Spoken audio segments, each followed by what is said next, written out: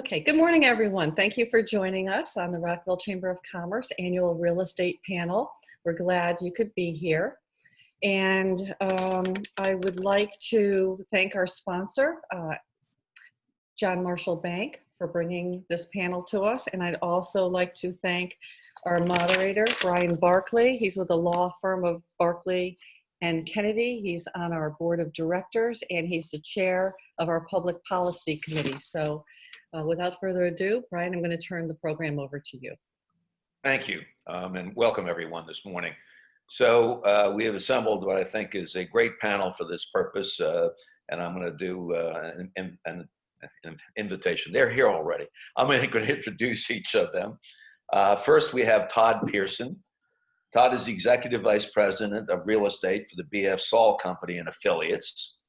The Saul organization owns and operates approximately 8 million square feet of retail space, 5.2 million square feet of office and mixed-use space, and 20 hotels primarily in the DC metro area. He received his MBA from the University of Virginia, Darden School of Business, and a Bachelor of Science degree in Accounting and Information System from Virginia Polytechnic and State University. Serves on the board of READY, past chair of Loudoun County Economic Development Advisory Committee, co-chaired Loudoun's Nighttime Economy Ad Hoc Committee, and I could go on, but I'll stop there.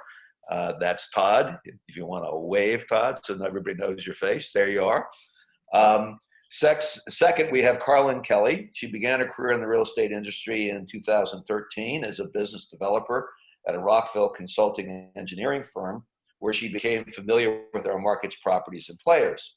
As a member of the brokerage team at Scheer Partners, she represents owners and occupiers of office and medical space, and has been busy helping these clients navigate through short and long-term real estate planning in response to the pandemic's impact on their needs. She recently served 2 consecutive terms as president of Commercial Real Estate Women's Maryland Suburban Chapter, also known as CREW, as well as completing Leadership Montgomery's Young Professionals Program in 2019. Now you can wave. There she is. Finally, Kari Gilinski, am I saying that? Is it Gilinski, right? Gilinski. Gilinski, of course it is Director, Asset Management of Federal Realty Investment Trust. In this capacity, Kari is responsible for the performance of Federal Realty's core Maryland shopping centers, including strategic planning and value creation. Her portfolio comprises 12 assets, which represent over 2.8 million square feet. She joined the trust 6 years ago as a senior acquisitions associate with the trust's strategic transactions group. She is an active member of CREW Maryland Suburban, where she currently serves on the board as a director of programs, and was a recipient of CREW's Suburban Maryland's Rising Star, I like that, award in 2018, and DCA Live 2018 New Power Women of Real Estate, and that's her. So, hi, good morning. Yeah. Good morning, everyone. So I'm just gonna throw out some prompts, questions, whatever you want to call them, to get the conversation started and let you folks, we've had a brief conversation before, so we have a sense of where we're going with this. Not surprisingly, we're gonna talk first about the elephant in everybody's room these days. What are you each seeing locally regarding COVID? Well, I'm happy to start. So look, COVID is a focus for everyone, and I'd say it's definitely been a significant impact. We Federal Realty are trying to partner with each of our businesses that are part of our portfolio, and really look to provide them benefits that would make sure that folks can be here long term. So we're working on really amplifying our outdoor areas. As we look into the colder months, we're looking to get some outdoor heaters, and really look to find what ways can we partner with our tenants. Can somebody mute themselves? I'm getting a bit of an echo. What ways can we partner with our tenants in order to make sure that we're really here for the long term? And so we're certainly seeing in the retail space sort of significant impacts, but definitely there's a lot of I'd say maybe trends that we can hit on. I know that's another piece that we want to talk to, maybe I'll pause and make sure that Carlyn and Todd, to the extent have something to add, can sort of add what they're seeing within their portfolios. Excuse me, I'll go next. Exactly what was just said. It's about right now partnering with our tenants. I think there's a lot of uncertainty in the market. We don't know still how long this is going to go. We don't know when the end is going to be or what that will look like. But in the interim, we're partnering with those tenants, working with them from, how can we give them access to outdoor space? We've implemented a lot more outdoor seating than we've had in the past and found ways to work with jurisdictions to put that in place. Pickup and drop-offs and designated parking spaces and other things to allow them to be successful to the extent that they can. And then also working with them, through rent deferrals and other things to make sure that they are economically viable as we move through this and, hopefully come out stronger on the other end. But it's certainly a partnership. Obviously, the success of our tenants is ultimately our success too, because without them, we got a lot of big problems. So I think that's where we are right now. The biggest thing I'd say is uncertainty though. Yeah, at the outset of the pandemic, I think we heard from a lot of the tenants that we work with, there was a lot of fear and panic and uncertainty, as they're figuring out, as we quickly realized this wasn't just a 2-week issue, and then people started to have to look at their bottom lines in a more dire way. Not everyone, but some, and some have been impacted in different phases. Some got their stimulus money or grant money in various ways and were able to hold on a little longer. And now some of that, as they're starting to see that dry up and there isn't a lot of new opportunities to borrow coming up, now they deferred that decision to make new real estate decisions or do furloughs or layoffs. Now that's starting to happen. And we knew that would happen a little bit in phases on the office side, depending on the industry that companies were in. Some have done really great, and we're lucky to have them in Rockville, like some of the biotech companies. And we have industrial space in Rockville. So that wasn't the case with everyone, but on the office and medical side, there was definitely panic. And sometimes that led to some adversarial feelings toward the landlord community. But to Kari and Todd's points, there were a lot of landlords that really tried to kind of put down let's take down the paper between us. Let's have a conversation. Let's build some community between us. Maybe it wasn't there before in some cases, but I think that's been a positive is coming out of this. I think some of the owners who are really willing to be creative and work with their tenants have revealed themselves, and those will be the relationships that come out on top because they're in a position to really help the tenants. And so I think that has helped with some of those who are still navigating what they need to do next. They feel more comfortable when they're in a good partnership.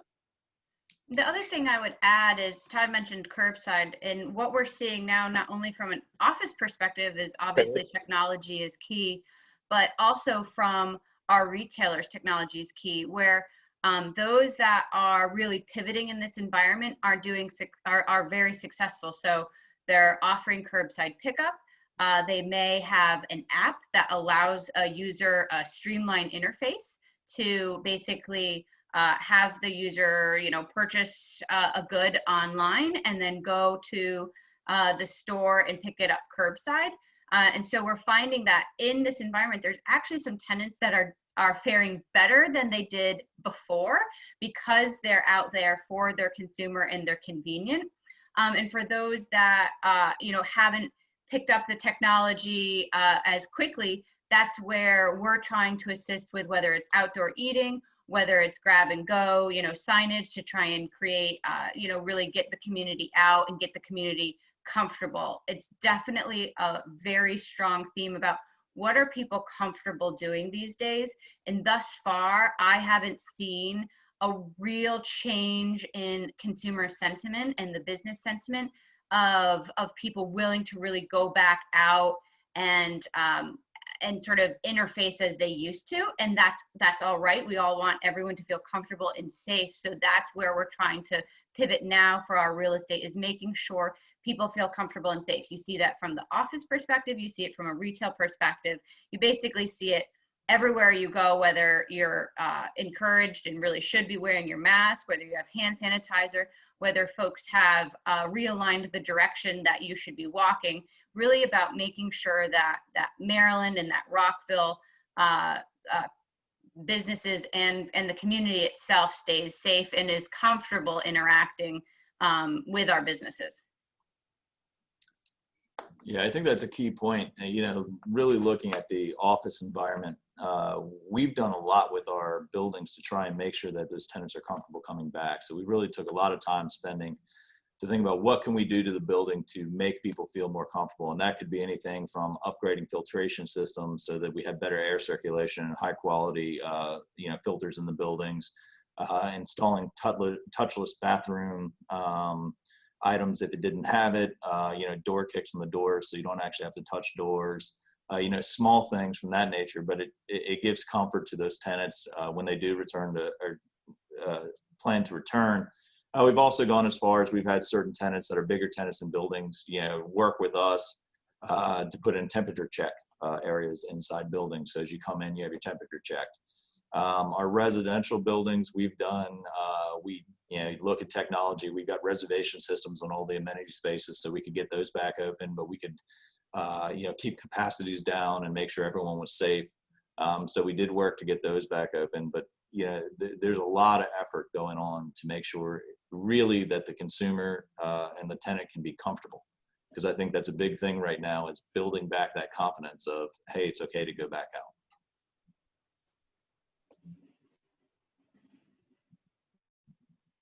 You're on mute, Brian.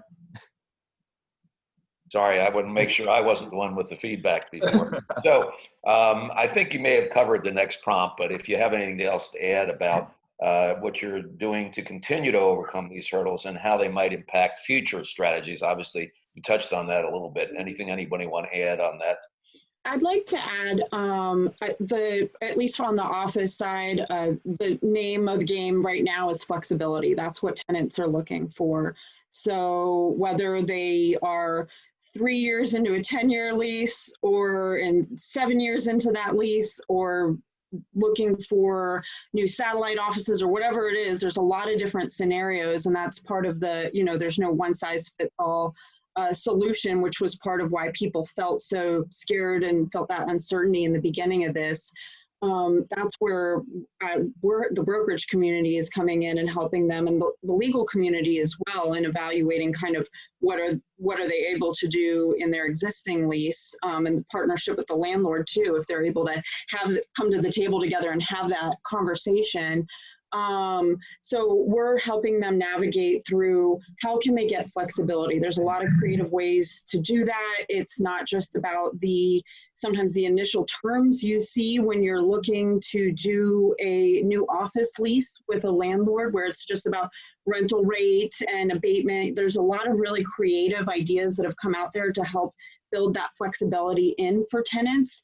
Because right now, you know, for example, there's a lot of companies who are saying, we think on the, you know, the next 2 to 3 year horizon, people are maybe still going to want to do a lot more working from home, but we're sort of seeing this as a pendulum swinging, and it's going to swing back a little. It never stays completely on one extreme or the other for long. So it is going to come back, and so they don't want to sign on for a long-term commitment that isn't going to fit what they need in 5 years or 10 years from now at this time. So working to be really creative. I've been on a phone call with Kari before where, you know, some ideas have come up where it's like, first time I've ever heard something like that, and it's crazy enough it just might work. So it's created a lot of innovation, and there are opportunities for tenants. So I think, you know, there's a lot more ways than they might have realized or ever experienced in a lease negotiation before that that we can help. Yeah, I mean, I would echo Carlyn. Definitely, we're looking at flexibility. Again, trying to partner with the tenants and make sure that not only is what we're doing today working for them, but as we realize that this may linger for a period of unknown time, is what we're doing in 3 months and in 6 months going to work for them? So adding in that flexibility, adding in some visibility as well as to sort of what will my business or what will my, economics look like over the next, 6 months, 12 months, trying to figure out within that partnership where we all can be productive and where we all can be successful. Next, let me ask you, are you seeing what emerging trends are you seeing as it relates to commercial real estate? For instance, urban versus suburban, mass transit, which is a topic of conversation for all of us these days, where that's headed now, and space requirements. I'll jump in.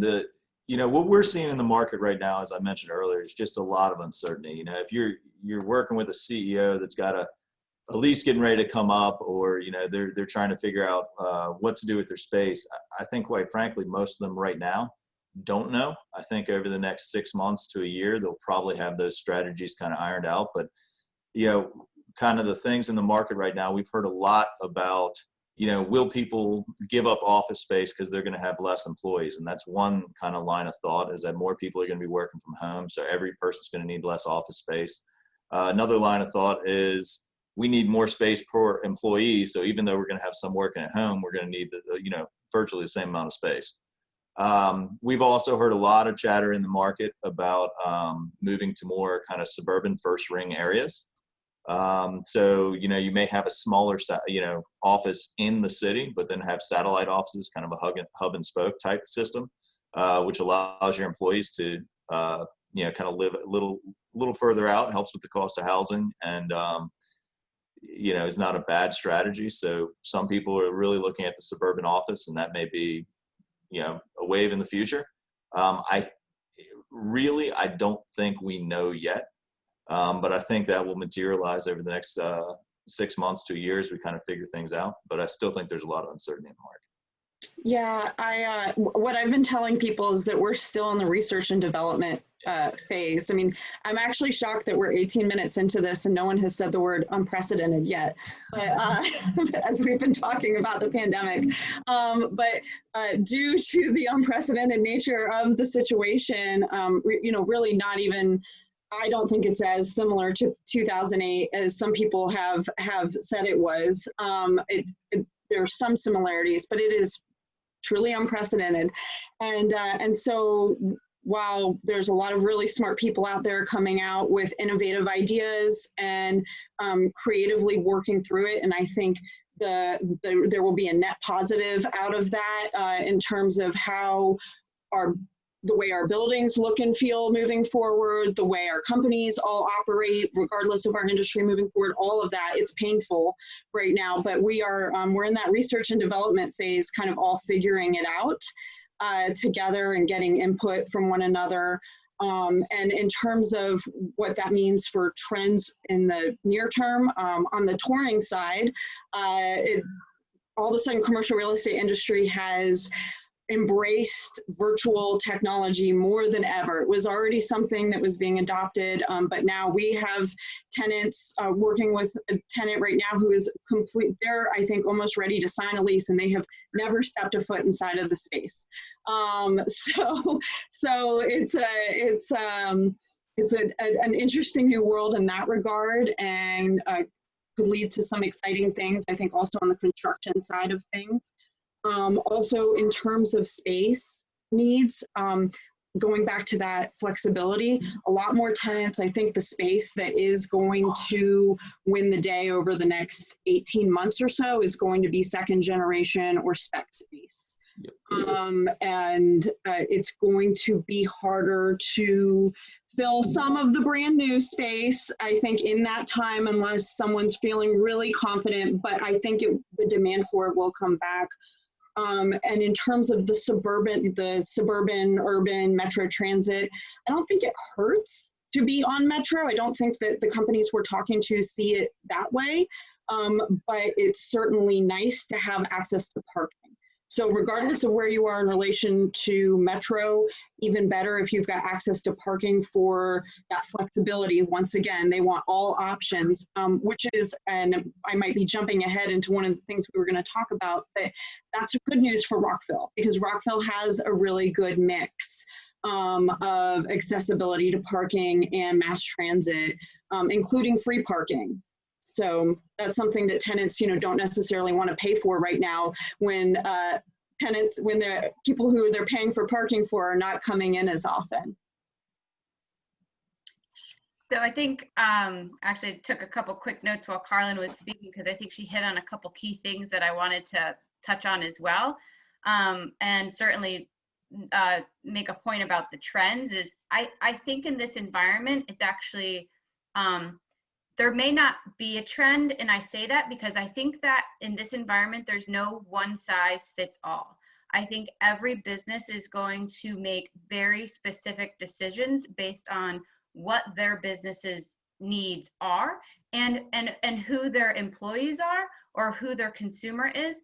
And I think that because there's such a diverse range of what that is, that there will not be a one size fits all. And that harkens back to Carlyn saying that really we need to be flexible because I think you're going to find some people do want a hub and spoke.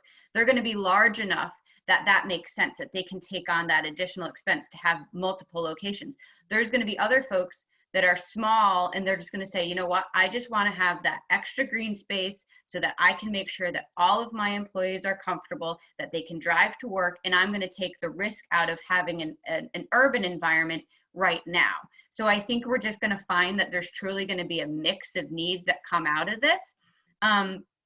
The other thing that I would note is we talked about urban and suburban, and right now, and first ring, right now I'm finding that I think that first ring is really the insulated component of real estate, if you will, the most insulated. Now everybody's been, shaken by this. There's no question about that. But I think that first ring has really fared the best because urban, you're from a space and from you're just, everybody's on top of each other, and it's been a very hard environment to function on. If you're too suburban and you're too rural, you really still don't have that access to convenience and goods, and you still want to have a lifestyle. So that first ring suburbs, I think, provides right now the balance, as much of the balance as a consumer and the customer wants, and it still provides while everyone's working at home. We've seen that because our shopping centers are not only where people work, but they're also where people live, that we're still seeing folks go out to grab a cup of coffee, or folks do a quick, grocery store pickup, those sorts of things. So we're still seeing that.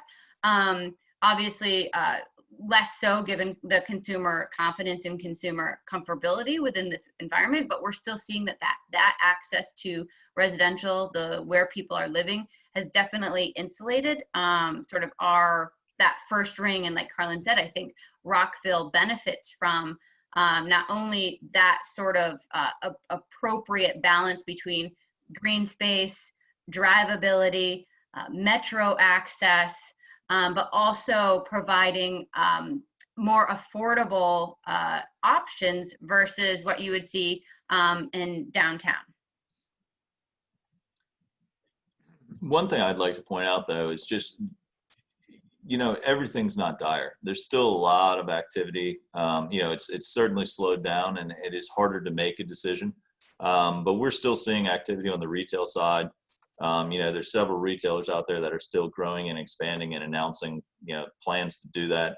We're working with a lot of those tenants.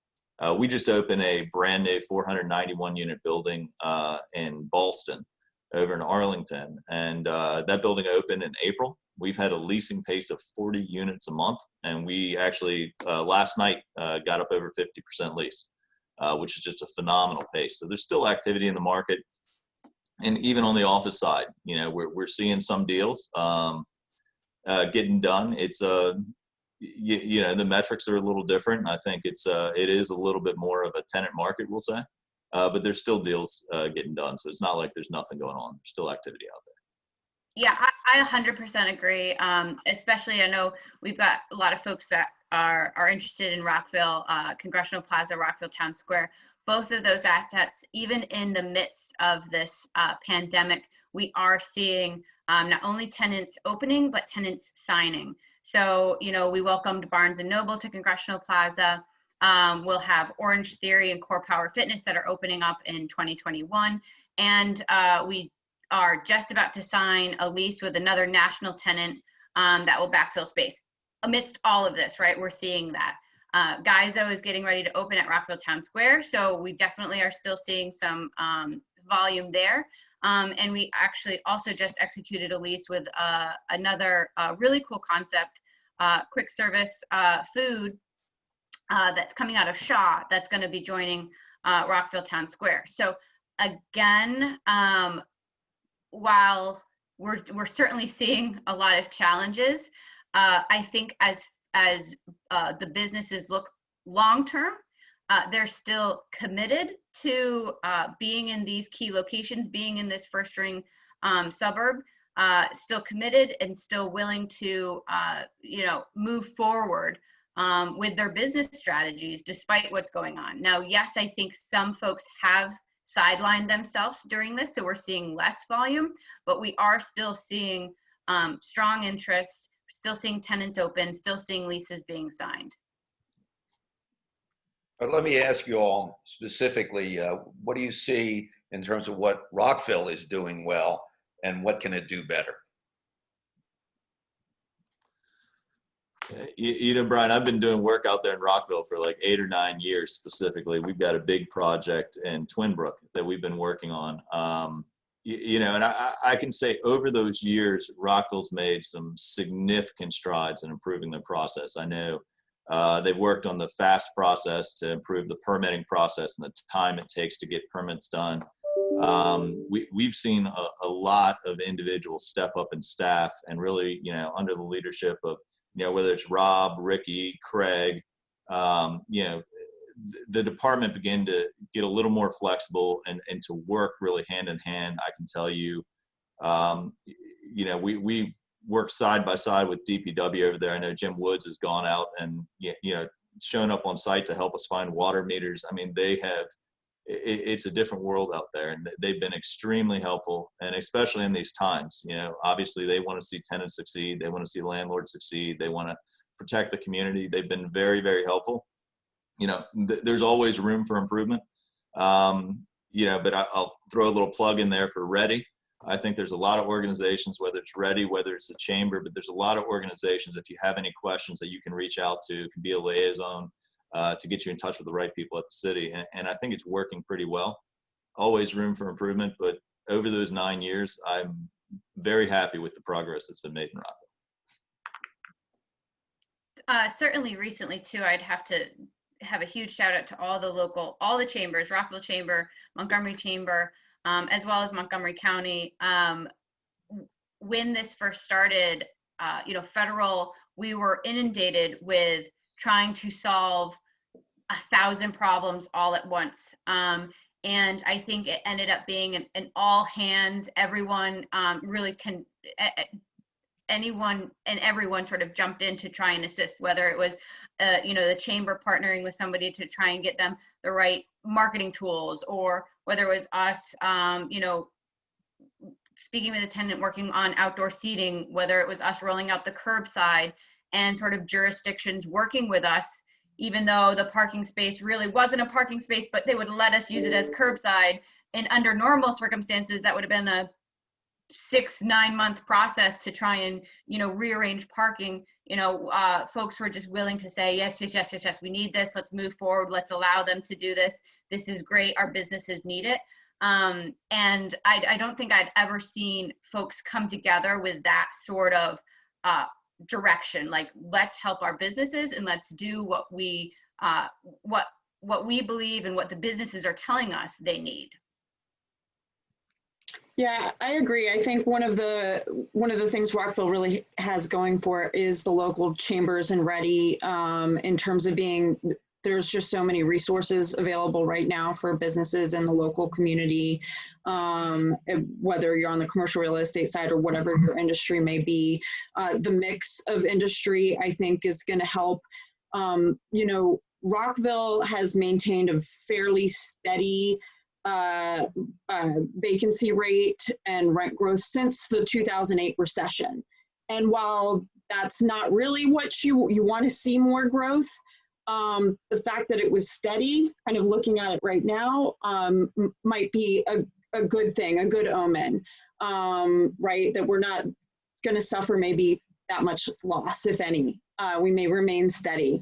And part of that, I think, does have to do from a site selection standpoint for occupiers of businesses in the local community is because of the things that we already mentioned. There's a lot of diversity in terms of options for green space and transit, and your live, work, play in this community without being with more space. So it is strikes a really nice balance for people who are looking to make sure that their customers or employees feel comfortable coming to see them, and that's, I think, something that one of the best things about the Rockville community. I would note too, as it relates to the residential, we have seen, and I think this is a component reflects higher demand. We have seen residential rents from 2008 till now. Those on apartments, those have grown. So I think maybe Carlyn is referencing some on the commercial side, maybe yes, office rents. On the residential side, we've seen that grow, and I think that's a good sign that it's growing because there's demand for people that want to live here. And I think that as it relates to Rockville Town Square, as it relates to Rockville community as a whole, bringing in additional residential, we've got a couple of projects, you know, one in particular that's being built, other pipeline. Todd, you can talk about. I think that will also be extremely helpful for the community to bring in additional people. And let me just jump in and echo some things that were said. Margie's been wonderful through this for everybody, for you folks, for the members of the chamber, getting information out. Cindy at Ready has been equally helpful to all of us. And I see that David and Mark are on, and I must say that the city was responsive in a very rapid fashion. We lobbied for the closing of some of the streets for dining, and the response was positive and immediate. So that's appreciated by all of us. And certainly helping tenants navigate PPP. That was huge. That was really big.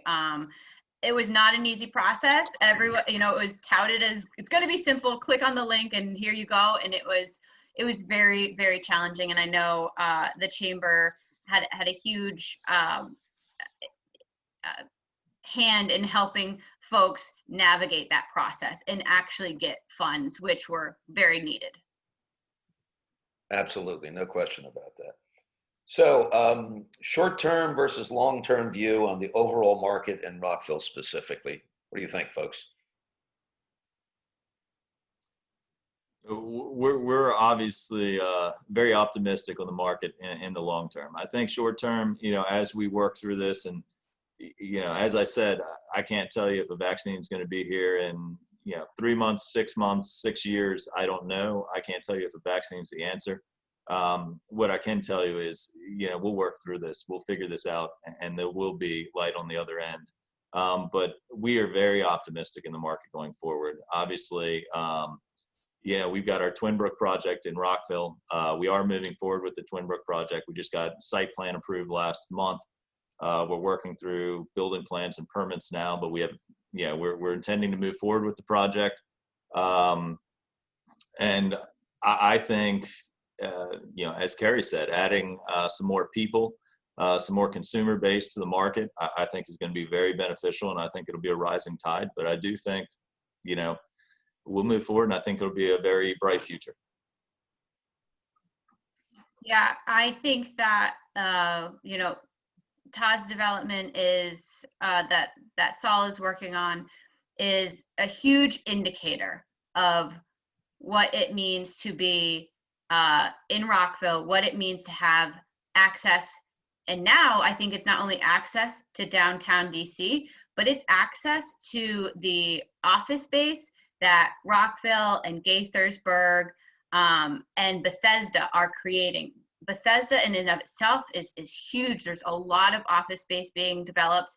Rockville and Gaithersburg, I think, have really come out of this as a, wow, we've got companies here that are helping to create vaccines. They are being invested in, billions of dollars of investment flowing into companies that are in Gaithersburg and Rockville because they are, you know, bioscience, biohealth, and doing the research that these sorts of issues need, whether it's a pandemic, whether it's flu vaccines, those sorts of things. And I think that those companies have been here, but I think that highlights how important and in times like this, how resilient those types of businesses can be. And Rockville is certainly in the heart, in the middle between DC, Bethesda, Gaithersburg.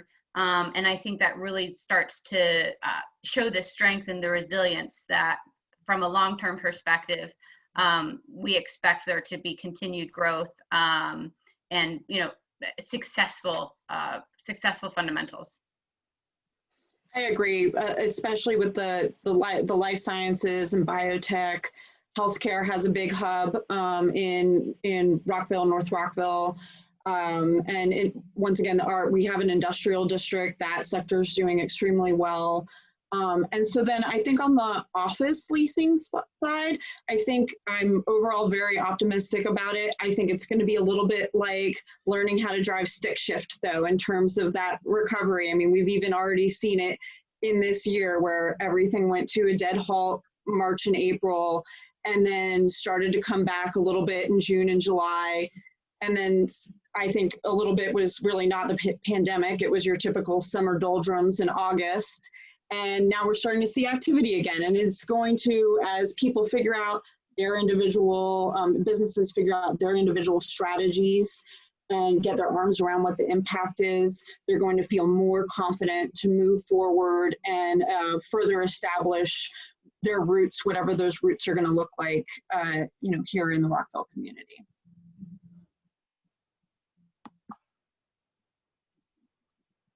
All right. So I'm going to ask each of you to give us, you know, your own very personal perspectives now about your projects, properties, your specific areas, what's going on. I know I'm always interested in what's going on with you, Todd, and you gave me what I thought was some real good news when we talked the other day. So why don't I start with you? Certainly. I think the big news with our project is we're moving forward with the project. I think you will see, you know, there'll be some development that pulls back, whether it is, you know, financing or whether it is just the uncertainty in the market. I think you will see a slowdown. You got a lot of projects that are under construction now that still need to finish, so those will move forward. But we intend to move forward with the project. We got site plan approval back in August. I believe it was August 5th, not quite certain. But we're now working on plans, working very closely with our lead tenant out there, Wegmans, as they work through their design and we incorporate into our plans. So they are still fully committed and fully on board. And as I said, I think it'll be, you know, we are very excited to deliver this building. We think it is, you know, it's got pretty much everything. You've got all types of transportation. You've got Rockville Pike, you've got Metro, you've got the bicycle lanes that are being added, you've got bus, you've got you know, one day maybe a rapid transit system. But you've got all the components there, and we've got Federal Realty to the north and south of us with Pike and Rose and with Town Square. I think that adds, and across the street you got one of the most successful you know, suburban shopping centers and Congressional. So we're surrounded by great assets and great retail, and I think we're going to build an extremely exciting place to live, work, you know, and kind of hang out and play. So we're very optimistic and looking forward to it. But that's where we are. We're hard at work right now. I got a whole team that is probably on a meeting as we speak. So. And we're excited. Federal is also excited to see that project go up. I think, you know, Todd, you're almost not giving yourself enough credit. The fact that you can bring in a tenant that has such a regional draw is huge for Rockville. I mean, you've got folks that drive 20, 30 miles to go to that type of user. And that's going to bring folks to Rockville that have never been to Rockville before. So it's our chance, Congressional Plaza's chance to grab those people and bring them in Rockville, and then maybe they decide to rent an apartment in Rockville because they really liked the experience. So that regional benefit, that added regional component of that project is really huge, and great for, you know, all boats rise, that sort of thing. But it's very specific in terms of that type of impact. It's not just, oh, it's sort of everybody's doing good and we're all just going to rise with it. It's let's actually bring in a sweetheart tenant that you almost you couldn't do any better, right? And so I think that that's really exciting for Rockville and all the projects, those folks that live, the residential and office. It's I don't want to say game changer, but it's huge. It's really great, and we're really excited for it. So, and then I guess in specifics, I did highlight a little bit about what's going on at Congressional Plaza, Rockville Town Square. We're definitely still seeing transactions happening. So, you know, Barnes and Noble's opened and has been having a lot of success despite the pandemic, seeing a lot of folks, a lot of the community go out and support our businesses. And I would say across the board, that's really important, right? If you live in the community, we want the community supporting our businesses. And so we've certainly been trying to promote those businesses to the community and make sure that there's a good pairing between what we're offering and what the community is looking for. So both short-term and long-term trying to do that, but definitely very positive on the long-term front, very positive in terms of what we're seeing despite the current challenges. Yeah, I couldn't help myself. I noticed when you see yourself on video, I just instantly smiled when he said Wegmans. So it is a sweetheart tenant, and it is very exciting. I'm personally excited about it. But I think that the rest of the community, when you get out there and talk to the rest of the community, is as well. And, you know, in terms of what me and I think the rest of the brokerage team at Scheer Partners are kind of putting our heads down and focusing on right now is just continuing with figuring out new and creative ways that we can be helpful and a resource. There is a lot more optimism and confidence out there among tenants now. Landlords have been able to, you know, get their heads together too. They've gotten that chance now to put their heads together with, depending on how they're structured, you know, their investors or their bank or whatever, whoever they needed to figure out with of how they can rise to the occasion to help their tenants. And so now we're in a much more confident place. And I think it's sort of an exciting time this is why I like commercial real estate, is it's one big puzzle to put together sometimes to figure out that right opportunity and the need for flexibility that we spoke about right now, you know, combined together with what's out there existing, what are the exciting new things that are happening, and helping businesses navigate through what their new business strategy is, because almost everyone has had to go and kind of relook at that.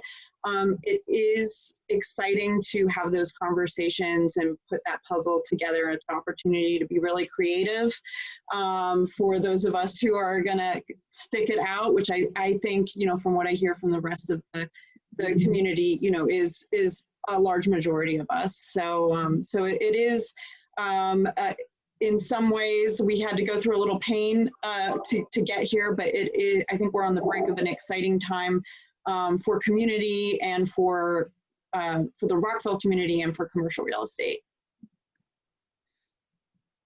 I think we are all very excited on a personal level, as you put it, for Wegmans.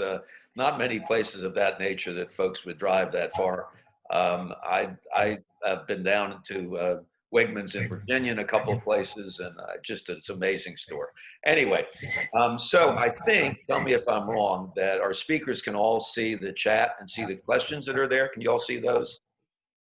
So what I'm going to ask you to do, if you can, is there's a number of questions there. So I'm going to let you pick your own questions. This is not like a presidential debate where I'm going to throw any hardballs at you. And you don't have to read the question, some of you, if you don't like the way it's phrased, but you can address the gist of it. So take a look at those. And if there's one or more that you'd like to address, have at it rather than me picking and choosing. I'll let you do it because you've been a wonderful panel. So I'm going to go easy on you this morning. I'll jump on the question asking what percentage of commercial real estate has diminished due to the pandemic. I'm going to kind of go back to the comment on we're still in the research and development phase on that. One of the more immediate reactions on the commercial real estate side that we saw is there was a slowdown of new deals being signed, and there was some more sublease space put on the market.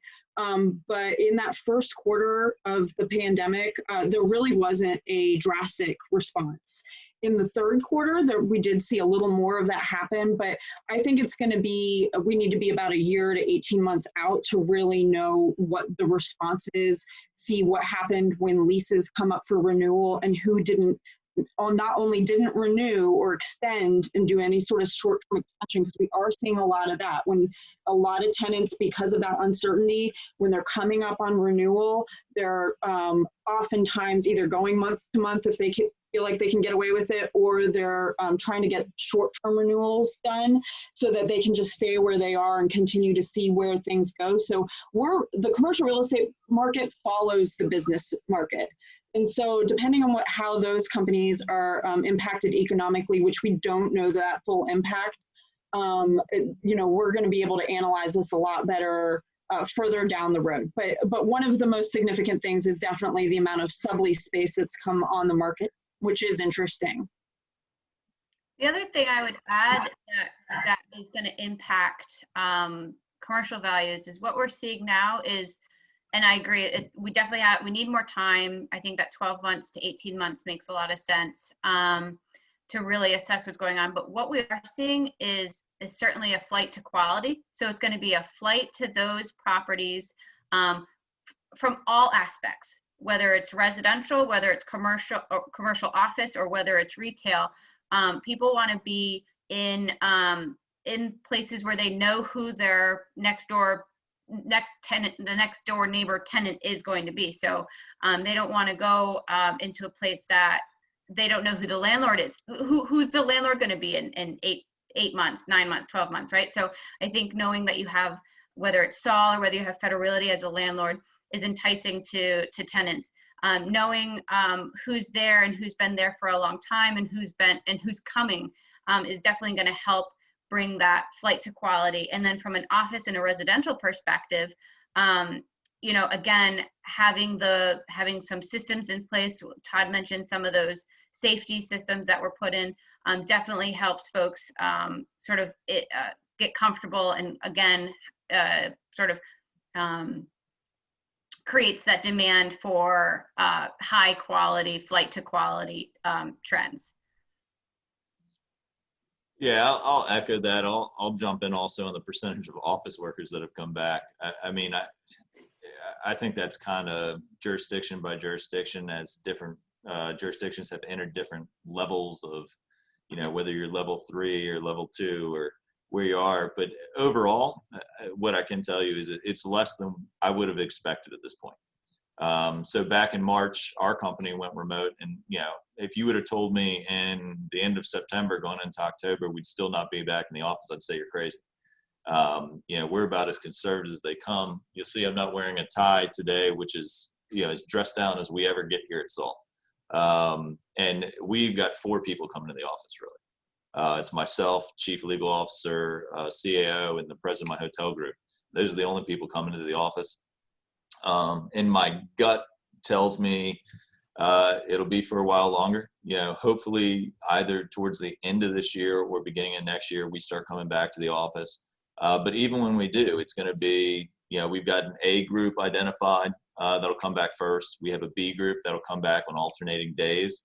And we have a C group that have, identified that, they either for, really it's multitude of things now. It could be, childcare or school, that's going to be a big impact. When does kids go back to school? I myself have 4 kids that are all being homeschooled right now. You know, it could be health issues, it could be other items, just, you know, they don't feel comfortable, but they're not going to come back to the office in the near term. You know, I think we got a while left. I would tell you, in this building here in Bethesda, I think we got about 12% of our normal occupants in the building. So, yeah, typically we have about 2,200 cars a day that come in. We got about 12% of that. So it's down significantly. There's also, I see that there's a question that's specific to Rockville Town Square. So I won't make Todd or Carlyn answer that question, but so I can address that. So I did mention, as it relates to sort of the deal, the transactions that we're seeing, for Rockville Town Square, we're actually bringing in 3 new tenants, 2 which are sort of quick service restaurant, food oriented. Geyser is going to be opening soon, and Half Smoke, which is a recent lease that we signed, is a really cool concept, sort of sausages and brunch, and really sort of fun, cozy atmosphere.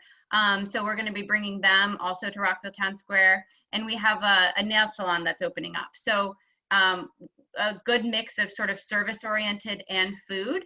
And certainly within this climate, I think that's a testament to Rockville overall. And in terms of ensuring the success of future restaurants, I would say it's there's so many prongs to the success of a business. It's the business and the operators being flexible. Grabbing onto that technology, having those apps, being convenient, providing good service and good food, right? That's all on the businesses. So right now we're trying to select those folks that we think are great operators. You know, the one business that I mentioned is coming out of Shaw and has a really great concept, right? So trying to really harness those good operators will help to promote the success. Also, what we're doing is obviously partnering, whether it's closing streets, curbside, outdoor dining, that sort of thing, bringing in the atmosphere, right? We've had the ice rink at Rockville Town Square, which is a big component to drive people and drive folks there. And then the third component is really on the community, right? We need the community to support our local businesses. So if you live there and you live in the community, dining in the community, and then of course the additional density that's coming not only to Rockville Town Square, but also with Todd's project, having more folks sort of live and work in the general vicinity, I think really has a huge impact on the success of our businesses. So I'd say that's what we're doing. That's what we're, you know, working towards. And I think that there's a lot of progress there in terms of what we've seen. Again, despite everything that's going on, I think that it's been really good. Yeah, I don't know with this one regarding the hospital grade level 3 filtration systems, not as far as I know, not a lot of buildings have been able to make that switch super quickly. However, this is the 2021 budget season where property managers now take the time to figure out what are the capital improvements that they want to make to their properties and their projects. And I'm sure that a lot of them are looking at that. So I think that we'll see more buildings certainly add those systems, because we have noticed that when there is a lot of vacancy to choose from in the market, tenants are asking questions, you know, with all other things being equal, they do seem to care about it. They are asking the questions, well, how's this one's HVAC system? You know, do they have the hand sanitizer in the lobby, that sort of thing. And landlords know that those questions are being asked, they're getting that feedback. So I think that as the property managers and asset managers are busy at work on their budget for 2021, you will see that be a line item. And I think you'll see some very busy HVAC contractors get into that business if you're not already, or if you're looking to make a switch, because I think they're going to do pretty well in the next year or two. And I would like to just also add on the what are we hearing about people going back to work before we close out. I agree with Todd. It is kind of shocking how few people are going back to the office as of right now, but a lot of that was driven by, I think it would have been a very different story if schools had reopened. And I'm not, look, I wouldn't want that job to make that decision. It is impossible to make everyone happy. So I'm not going to comment on whether that should or should not have been the way it was handled. But it does, that I think has a major impact, is one of the major drivers of when you're going to see people go back to the office. It might not be that they don't want to. It's just that for, if it's health or school or what have you, or that they're waiting for a vaccine, that's what we're hearing from a lot of people. But my advice that I would give to any tenant trying to navigate through this decision moving forward is, if you haven't already, certainly the decision is yours. At the end of the day, it's dangerous sometimes to run a democracy, but I would recommend working with either your HR department or your HR contractor and surveying anyone that you, surveying your entire company and just getting a temperature read on how they feel about it, both long-term and short-term, and get that input. So we've only got a couple of minutes left. I'm just going to suggest that each of you take a minute or so, give us some final thoughts. I hope you can hear me, because I'm getting a sign that says I'm a little unstable here. I've been accused of that before, but I think it's just my internet connection.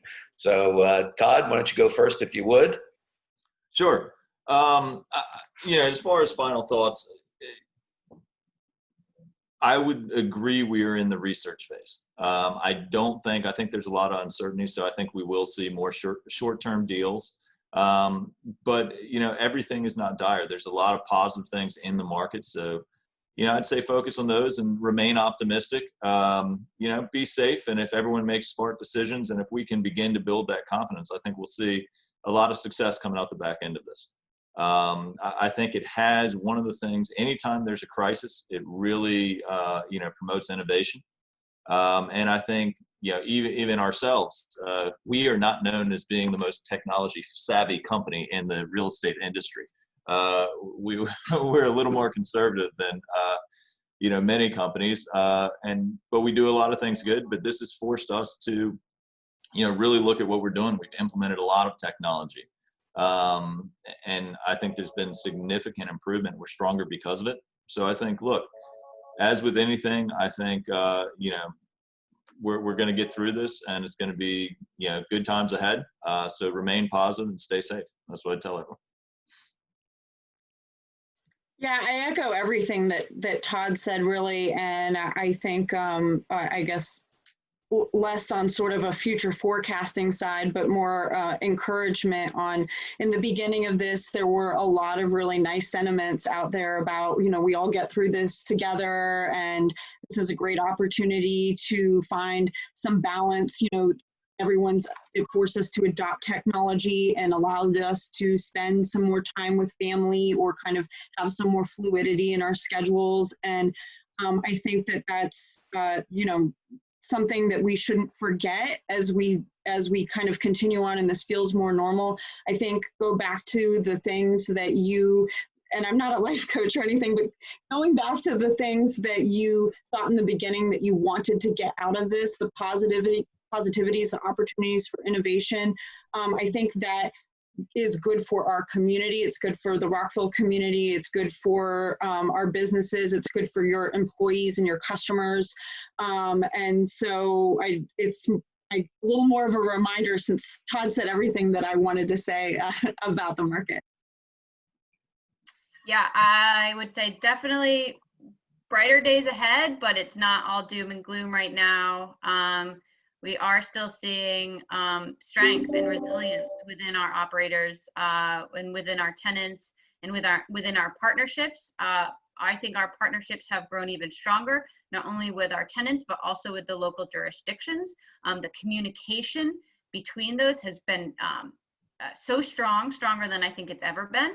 So I really think that support, almost like to Carlyn said, like, let's not forget about the benefits that we've seen now, whether it's we have been home more, so we've been able to spend more time with family or find a new routine with flexibility in family. But also we've been able to support, I think, each other from a business to business and business to consumer standpoint better than we have before. So I think we need to learn from this, right?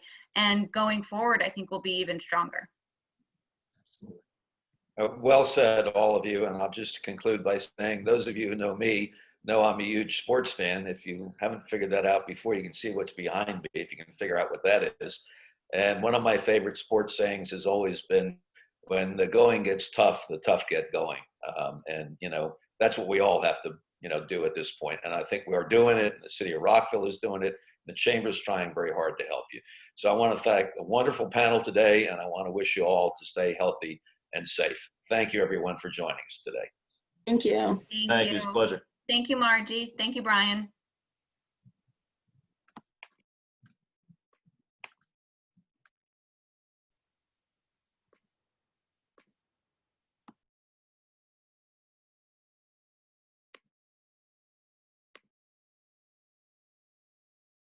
Thank you, everyone.